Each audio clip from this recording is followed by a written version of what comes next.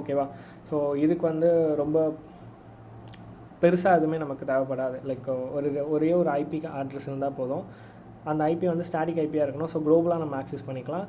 And அந்த application வந்து இது பில்ட் பண்ணி தர ஒரு பேலோட் ஏபிகே வந்து நம்ம டெலிவரி பண்ணி அவங்கள இன்ஸ்டால் பண்ண வைக்கணும். ஓகே, இது நம்ம நிறைய இடத்துல பார்த்துருப்போம். ஸோ இந்த ட்ரோஜன் ராட் இதெல்லாமே எம்எஸ்எஃப் கான்சோல் அண்ட் எம்எஸ்எஃப் வேணும் அந்த மாதிரி சில கமெண்ட்ஸ் போட்டு மெட்டாஸ்ப்ளாய்ட் ஃப்ரேம்வொர்க்கில் பண்ணுவாங்க. ஸோ இதை பற்றி நான் வந்து இன்றைக்கி எக்ஸ்பிளைன் பண்ண போதில்லை. பிகாஸ் இது நிறைய இடத்துல நிறைய சோர்ஸாக ட்யூட்டோரியலாக இருக்குது.